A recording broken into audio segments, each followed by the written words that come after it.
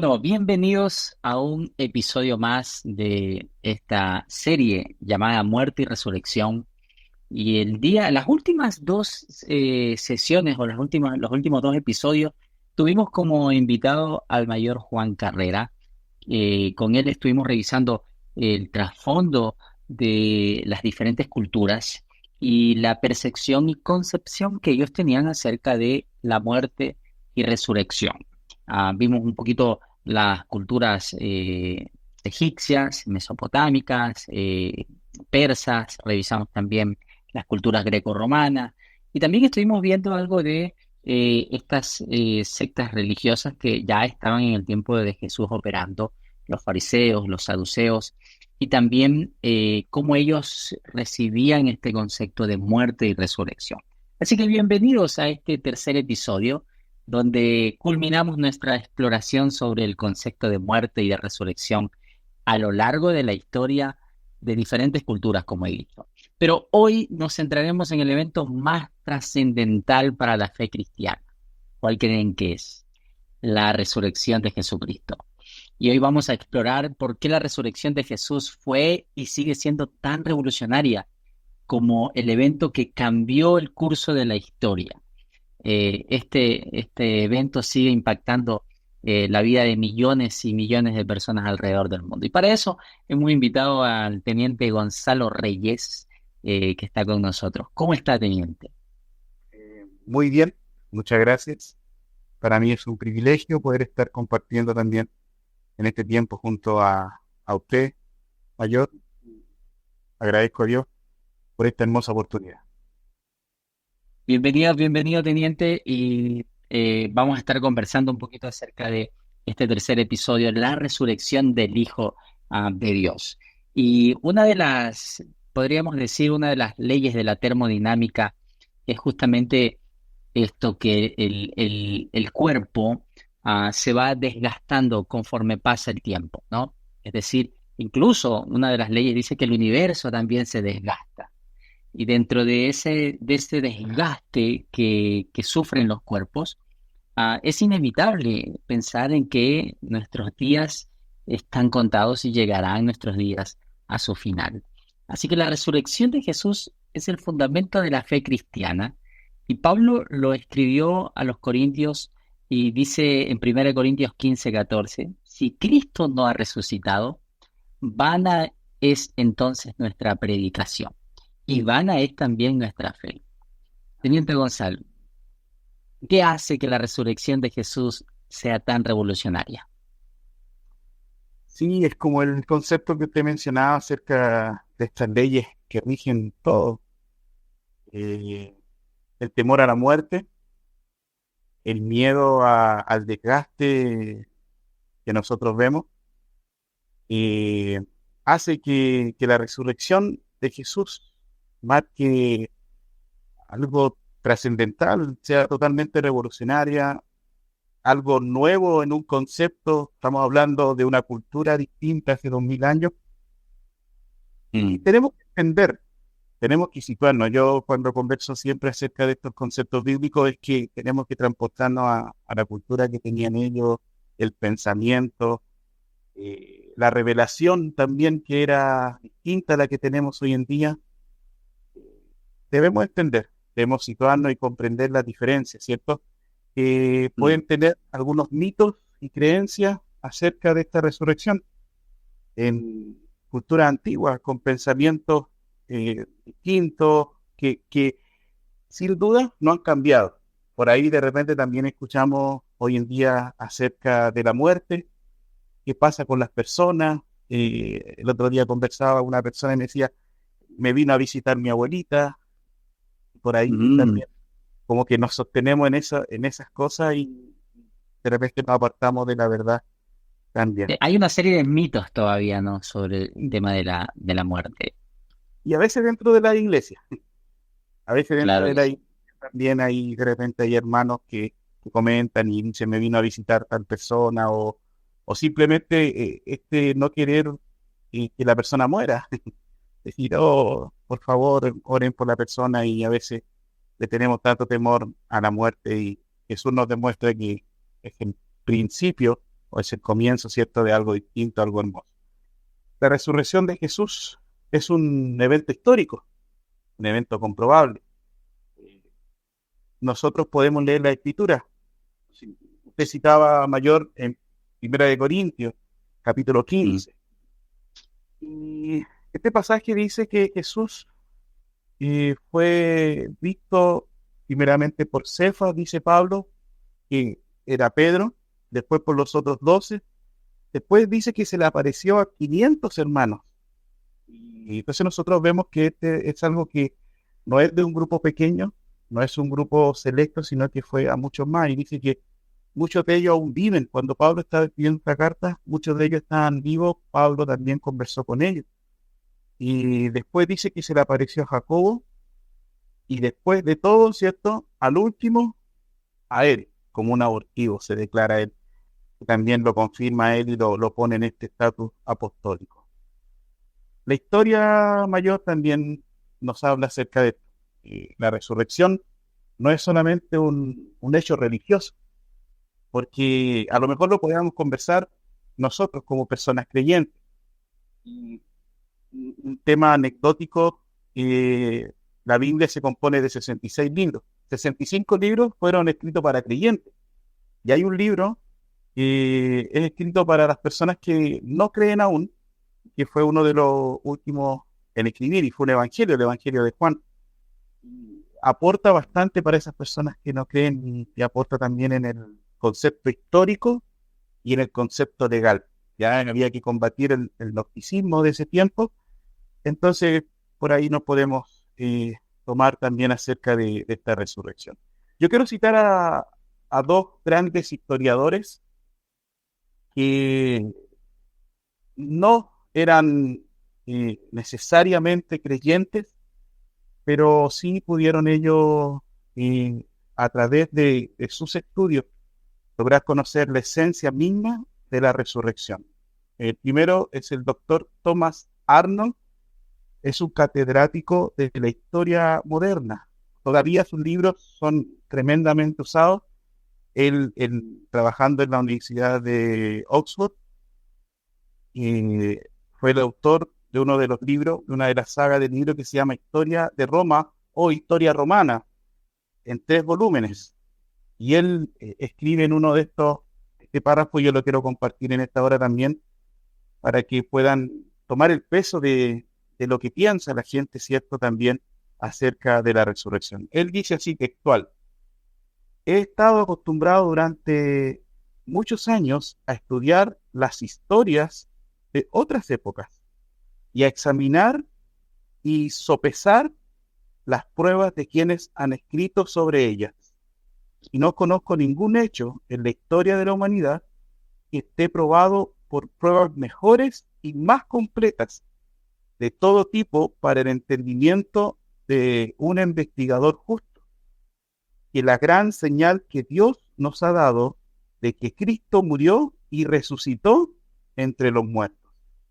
Ya eso para gente universitaria, la mayoría no era creyente y no acredita eso. El siguiente es Simon Greenleaf. Él es un profesor también. Este hombre dice que fue conocido y es conocido hasta el día de hoy como el mayor experto en el testimonio judicial. Es uno de los que más ha escrito en el tema de la abogacía, fundador de la Escuela de Leyes de Harvard. Este abogado... Tremendo título, ¿eh? Tremendo título, una persona tremendamente conocida, tremendamente exploradora, muy juiciosa, como podrían decir muchos, ¿cierto? Con los pies puestos en la tierra, usando, ¿cierto?, la razón y adheriéndola también y apoyado por la fe. Este abogado de los Estados Unidos escribió un libro llamado El Testimonio de los Evangelistas. Ya, él tomó los testimonios de los evangelistas y escribe una narrativa judicial, una justificación judicial. En este libro dice que relata cientos de relatos de testigos oculares de la vida de Jesús. Tomó la Biblia, tomó los 4 evangelios, pero también tomó escritores contemporáneos al tiempo de la Biblia y empezó a buscar eh, encontrar, ¿cierto? Esta resurrección mirada desde el punto legal. Dice que se considera que estos testimonios registrados en el Nuevo Testamento y también en otros libros como una línea de evidencia que se mantendrían en un tribunal de justicia, incluso hasta el día de hoy. Parte de la evidencia incluye a los miles y miles de martirios, la propagación mundial del cristianismo y una fe persistente a través de la persecución de millones de creyentes que han muerto como una prueba de que este Jesús y su ministerio no era falso. Como se ha dicho, escribe textual, dice al concluir este libro, mucha gente podría vivir una mentira, pero pocos estarían dispuestos a morir por una. Por eso que la resurrección es completamente comprobable, no es usando el método científico, no lo podríamos recrear de nuevo, no podríamos ocupar este método científico, sino que se ocupa el método legal, el que se acredita por la importancia del testimonio oral, el cual debe presumirse creíble hasta que se demuestre lo contrario. Hay un escritor también que quería citar, cristiano, Nicholas Thomas Wright, el cual dice en la resurrección del Hijo de Dios, argumentando exhaustivamente sobre la historicidad y el significado teológico de la resurrección, la cual muestra exhaustivamente, o sea, de forma pero precisa, cómo este evento se distingue de otros conceptos después de la muerte. El pensamiento de muchos es que la muerte era el final, y empezaron a aparecer, ¿cierto? Y escuchábamos el capítulo anterior que hablaban los griegos, los romanos, el temor que tenían, ¿cierto? Las mismas sectas judías que algunos creían en la inmortalidad del alma, otros no, pero este concepto viene, ¿cierto?, a refutar todo ese pensamiento y nos muestra algo totalmente distinto.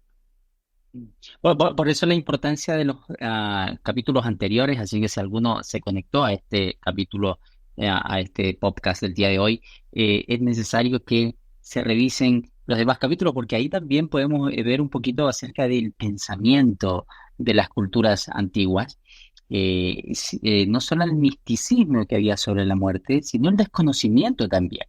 Hablamos de culturas como la egipcia, que se creía que en ocasiones, bueno, tenían ciertos rangos de, podríamos decir, clases sociales, y los que tenían más o eran más respetados, pues eran enterrados con ciertas cosas, porque se creía que después La de familia. esa muerte con la familia, se creía en cierta manera también a ver, yo creo que el ser humano llevaba como intrínsecamente dentro de su alma, su mente, de su ser entero, que este no era el final, pero no sabían qué más iba a pasar. No había una revelación también acerca de la vida después de la muerte.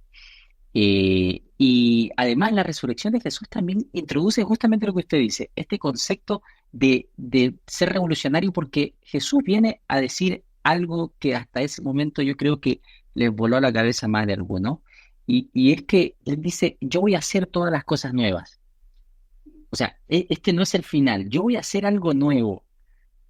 Y no es solo una vuelta a la vida terrenal, sino es una transformación hacia un tipo de existencia que hasta ese momento era completamente desconocida y nueva porque hablaba de algo eterno.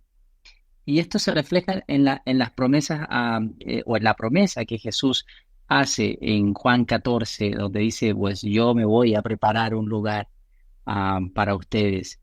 Moradas, habla de las moradas que él iba a preparar para nosotros. Sí, eh, es algo totalmente revolucionario para ese tiempo y yo creo que sigue siendo revolucionario para nosotros. Siempre hemos querido saber qué pasa, siempre hemos querido conversar con alguien que tiene algún testimonio sobrenatural sobre vencer la muerte. Y han aparecido libros, grabaciones, yo me imagino en ese tiempo también tener esa tendencia de saber qué pasaba. Y este es el punto clave, yo creo, de la resurrección de Jesús. No es solo sobre él.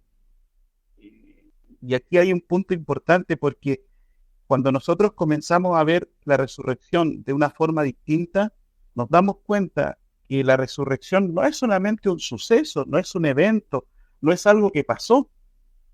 La Mm. resurrección se personifica en Jesús. De hecho, él dice, yo soy la resurrección y la vida cuando él habla con las hermanas de la... Tremenda declaración, claro. O sea, él no dice, mire, yo les voy a mostrar el camino. Dice, yo soy el camino. No, no les voy a enseñar a resucitar. Yo soy la resurrección. Y cuando Y dice creo, yo soy creo la que eso, resurrección, creo que eso, Gonzalo, perdón que te interrumpa, eso hasta el momento, en el momento que Jesús lo dijo, no era entendible, no era ¿no? comprensible en la mente. Por eso que yo partí tocando el Evangelio de Juan y separándolo un poquito, no quiero sacarlo, pero es el pensamiento que hizo introducir Juan. Juan era un revolucionario escritor para ese tiempo. Ujú.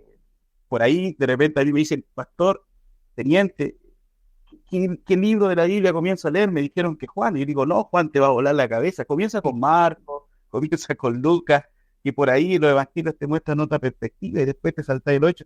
Cuando ya tengas una relación formal con Cristo, ya un poquito más crecido, va a poder entender Juan. Juan comienza con un trabalengua tremendo en el capítulo 1. Tremendo, o sea, Claro. y sigue con este pensamiento. Y cuando Jesús viene, conversa con la gente, él personifica en él los deseos y los miedos más profundos que tiene la gente. ¿Qué pasa si salgo por una puerta y no puedo entrar? Yo soy esa puerta. Yo Mm. soy, yo soy la resurrección y la vida. A mí me encanta el pasaje también cuando dice, y lo mencionaba recién, yo soy el camino, la verdad y la vida. ¿Verdad? Y ahí no hay una falla gramatical, porque nosotros sabemos que ir una coma y en el último ejemplo, la última palabra va a ir el i. No, él dice, yo soy el camino y kai en griego, estoy dentro de la vida, ¿cierto? Y va avanzando, o sea, todo es uno, Jesús es uno, una forma, él quiso explicar, y la resurrección es la personificación, yo soy la resurrección. Por eso es que es tan importante la resurrección porque nos marca el camino que todo creyente debe entender, todo creyente debe creer y debe vivir. Y la resurrección de Jesús eh, marcó, por supuesto, la vida de todos. Y como usted, yo recién lo nombraba, eh, este Jesús glorificado, esta presencia misma de Dios, fue totalmente distinto. En esta promesa, ¿cierto? Estamos todos los creyentes. Romanos, Pablo Mm. escribe, capítulo 6 versículos 4 y 5 dice, porque si hemos sido plantados juntamente con Él en la semejanza de su muerte, así también lo seremos en la de su resurrección. Nota aparte, ya nosotros no somos eh, una iglesia, la iglesia no es distinta a Jesús, somos parte del mismo cuerpo de Cristo. Si Jesús resucitó, la promesa también alcanza a sus hijos. Por ahí, no saliéndome del tema, pero por ahí de repente pensamos que la resurrección habla y es para todos los hijos. No, no quiero mover del piso a nadie, pero Jesús tiene, o sea, Dios tiene un hijo. De hecho, dice el unigénito. ¿Y qué somos nosotros? Porque también Juan dice que los que creen en Él tienen la potestad de ser llamados hijos de Dios. Sí, tienen la potestad de ser llamados hijos de Dios porque estamos en Cristo, estamos en Él, en ese estar con Él, estamos en la resurrección completa de Jesús. Y un poquito, eh, hablando de la resurrección de Jesús, yo siempre le he compartido, ¿se dieron cuenta que cuando Jesús resucita no lo reconocen? Era distinto. Claro. Sí. Conversó con discípulos, estuvo cerca. no lo reconocían, pero siempre me quedo con la frase eh, cuando están volviendo a pescar, ¿cierto? Volvieron a pescar, y a todo esto Pedro era un experto pescador, pero ¿cuántas veces los nombra pescando? 2 veces. Y en las 2 veces no pescó nada. Era un fracaso Pedro pescando, pero sí no era un fracaso reconociendo a su Señor. Y ahí en eso me quería detener porque Jesús le dice una frase que siempre le decía cuando está en la orilla, le dice, hijitos, hijitos. A lo mejor no le reconocieron físicamente, la resurrección mostró el cuerpo glorificado de Cristo, pero sí había algo dentro del creyente que le hacía reconocer quién era su Señor. Mm. Y, Gonzalo, bueno, han habido muchos argumentos, poniendo una pausa ahí a lo que continúa ahora, pero han habido muchos argumentos en relación a la resurrección del Hijo de Dios. Argumentos como los que tú mencionaste al inicio, y que bien también hiciste relación acerca de los métodos por los cuales se ha podido también comprobar históricamente, pero también legalmente, la resurrección del Hijo de Dios. Pero uno de los argumentos que a veces suena fuertemente es el argumento acerca de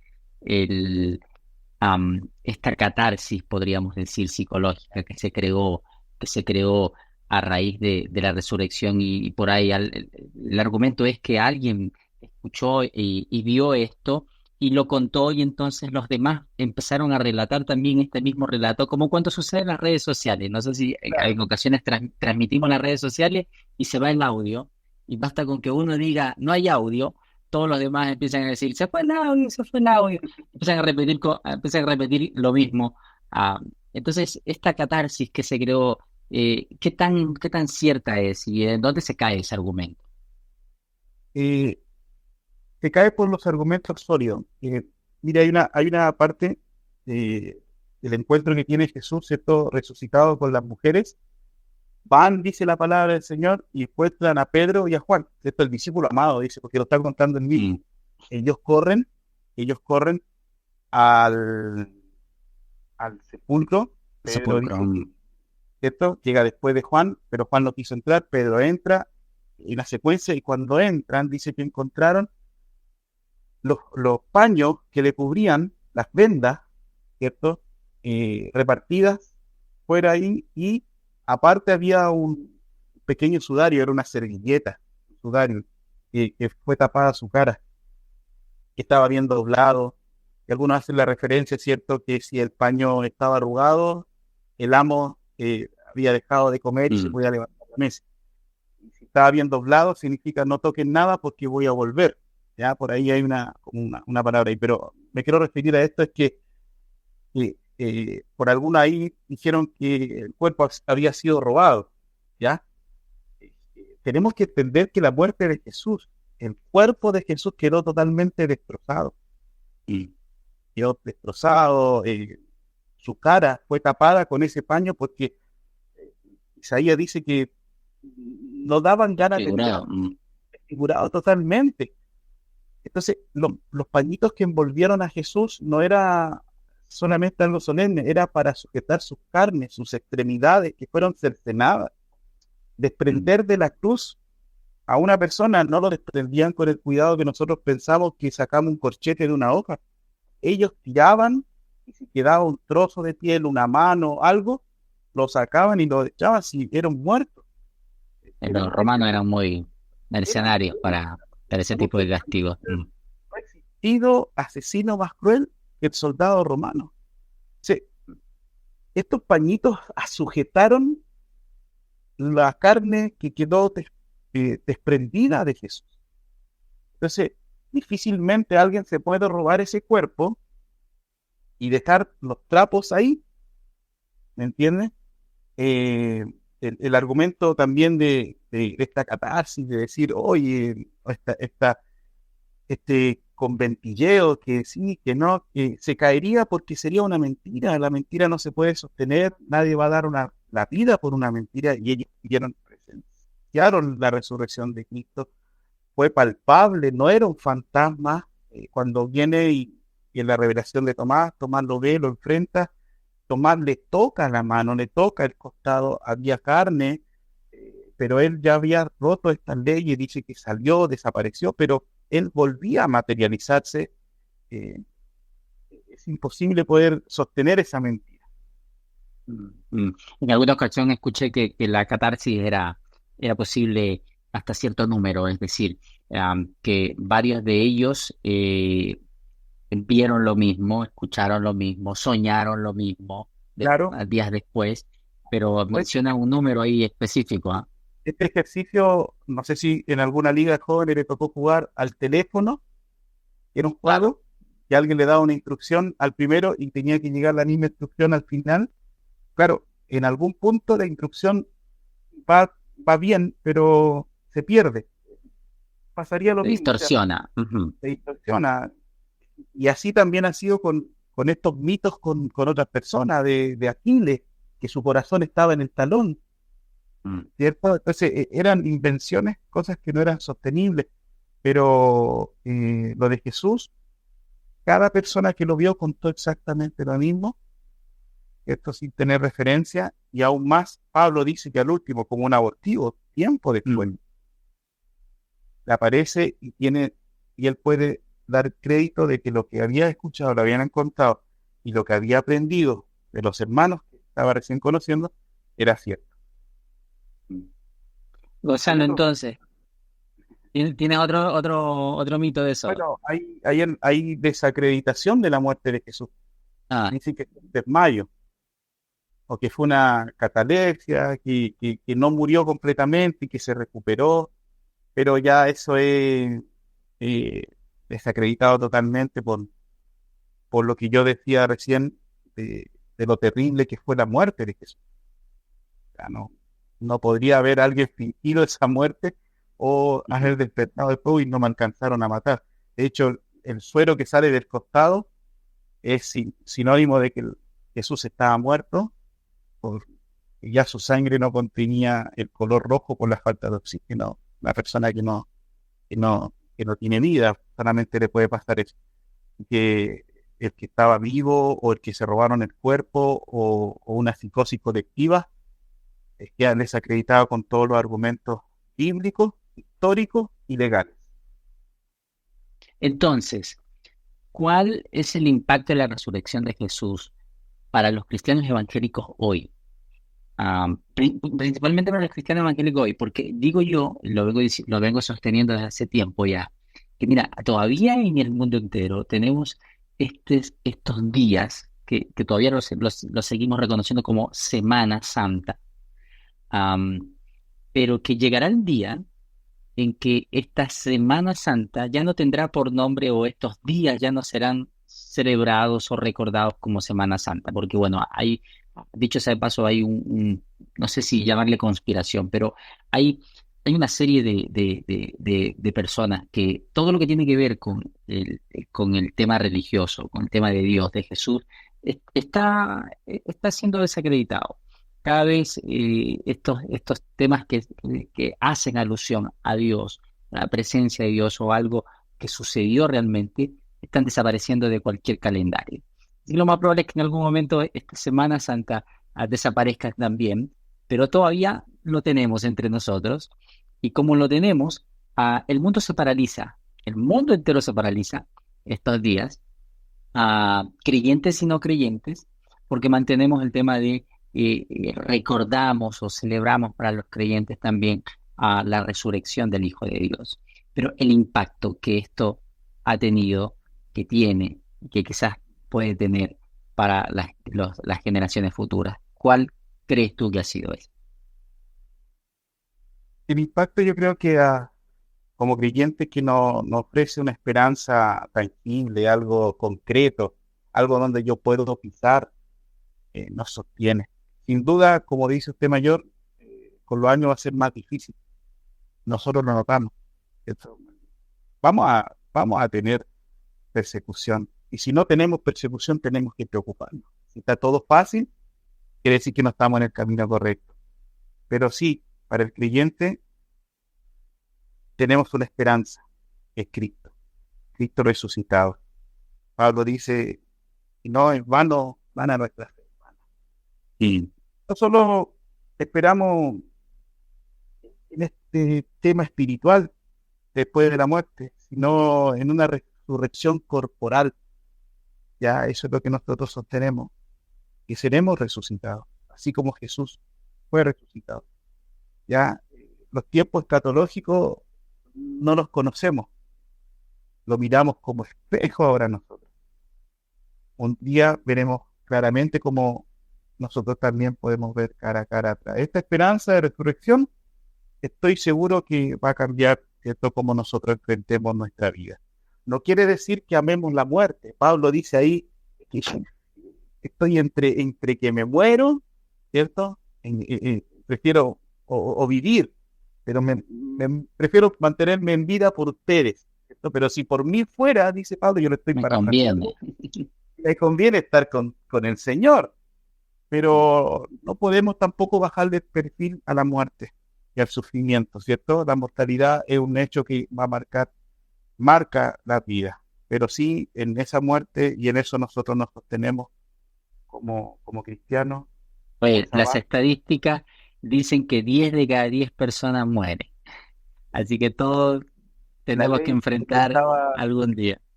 la ley que conversaba, el deterioro, todo muere. O sea, nosotros vemos un árbol Mm. frondoso, después está muerto. Todos nosotros, uno ve fotos en Facebook, ahora aparecen los recuerdos. Y ahí, uy, ahí yo tenía más pelo, ahí estaba acá, estaba más joven, ¿cierto? Van pasando los años, nos vamos a decir, nadie es eterno físicamente, pero tenemos la eternidad espiritual y la promesa de la resurrección. Y quiero citar el último escritor, nuestro hermano que ya ha partido también a la presencia del Señor, Timothy Keller, ¿cierto? Un escritor. Su libro La razón de Dios dice, explica cómo la esperanza cristiana de la resurrección nos proporciona a nosotros una base sólida para enfrentar las dificultades de la vida, distinguiéndola a cualquier otra visión del mundo. Esto nos hace diferente a nosotros los cristianos evangélicos. Nuestra fe eh, pasa más allá. Nosotros creemos no solamente en las bendiciones temporales, y aquí me quiero detener un segundito. Muchas religiones creen en esas bendiciones temporales. Si yo me porto de esta manera, recibo esto. Y Mm. nosotros creemos y hace la distinción. Este escritor, Timothy Keller, siempre habla acerca de estas bendiciones eternas, ¿ya? Y el mundo lo entiende y lo distingue de cualquier otra visión. No, vamos a ir cerrando un poco este episodio, porque lo que queríamos traer es justamente eso, cómo la resurrección del Hijo de Dios, de Jesucristo, impactó no solo en su tiempo, sino a todas las generaciones hasta ahora. Estamos hablando de más de 2000, 2000 años que han pasado y hay un gran número de creyentes en todo el mundo que han puesto su esperanza justamente en esto, en la resurrección de Jesús, que no es el final de todas las cosas, no es la muerte, no es el final. Creo que eso fue lo revolucionario también de Jesús. La resurrección de Jesús es en esencia, podríamos decir, la victoria definitiva sobre la muerte y sobre el pecado. Algo que hasta ese momento nadie había vencido. O sea, la muerte era no solo un respeto total, sino que para ellos realmente había un temor a la muerte, a lo desconocido. Y Jesús viene a decir que no es el final de todas las cosas, que Él se va a preparar algo para nosotros, pero que Él, incluso la declaración de Jesús, a mí me vuela la cabeza porque Él mismo predice cómo sería su muerte y cuándo resucitaría. O sea, no es solamente yo voy a morir y resucitar y ustedes me verán más adelante, no, él da detalles específicos acerca de su resurrección. Entonces esto nos asegura de que Dios tiene un plan mucho mayor que el que nosotros pensamos de nuestra vida terrenal. Y en ese concepto, Gonzalo, ¿cómo concluyes un poco este tema? Eh, Pensando en esto mismo, la agenda de Jesús está abarcada. La agenda habla, cuando uno tiene una agenda, habla de un propósito. Cuando uno sigue la agenda, está dentro del propósito. Y a veces nosotros creemos que estamos haciendo las cosas bien, pero no estamos saliendo de la agenda. Yo no sé si habrá un héroe, no sé si habrá un, un otro dios, y dioses de otras mitologías, que en su agenda tenía morir por otros. Había un temor tremendo a la muerte. De hecho, todas estas mitologías eran sus dioses inmortales. Mm. No querían hacer pasar a su dios por esto, porque sabía que era el final. Lo preferían pensar inmortal. Pero ahí estaba Jesús mostrándonos esta agenda totalmente distinta, totalmente revolucionaria, propósito eterno que se cumplió al pie de la letra, fue anunciado constantemente a sus discípulos. Lo dijo, me van a matar, pero yo voy a resucitar. Y eso nos muestra totalmente distinto. Y pienso en esto, en cómo nosotros lo vemos como iglesia mayor. A veces nos olvidamos de este concepto. Seguimos pensando en estos 2 días y quería recordar un episodio cuando se fue Jesús a un lado y no fue seguido por los fariseos, y los fariseos van con una amenaza de ellos, pero también en esta amenaza incorporaron a Herodes, el rey, y le dice Jesús, ¿sabes que Herodes te está buscando porque te quiere matar? Pensaban que Jesús le tenía temor a la muerte, y dijo, voy a huir, voy a arrancar. Jesús le dice, si vaya con esa respuesta el rey, dígale a esa zorra, le dice literalmente, dígale a ese personaje que no le tengo miedo, que el primer día y el segundo día le describe la agenda. Vengo a libertar de los demonios, vengo a sanar gente, pero en el tercer día resucitaré. En el tercer día hay vida eterna. Y les quiero compartir esta reflexión antes de irme. ¿Qué día estamos viviendo como iglesia? ¿Aún pensando con temor a la muerte? Porque muchas veces ore para que no se muera, ore para que se sane, libértelo. Tenemos que entender que Jesús, su agenda, está la muerte está. Pero hay una promesa posterior que es la vida eterna. Tenemos que pasar de días, tenemos que comenzar a vivir en el tercer día. Jesús nos traslada al tercer día. El Evangelio de Juan, capítulo 2, el versículo 1 dice, y al tercer día comenzó la obra. Al tercer día, inicia terminando en este relato, en el versículo 11, dice, este fue el principio de señales. La iglesia necesita ver más señales, necesita ver más milagros para creer en la vida eterna, para creer en la resurrección. Debemos creer porque ya Jesús fue resucitado. Me lleva a pensar hay un escritor también muy antiguo, Tony Campolo, escribió un libro. Es viernes, pero el domingo viene. Y él describe justamente algo similar, ¿no? Cómo la iglesia ha vivido en el viernes, es decir, en el sufrimiento, es decir, en la soledad, cuando mataron al maestro, cuando los discípulos estaban escondiéndose, ¿no?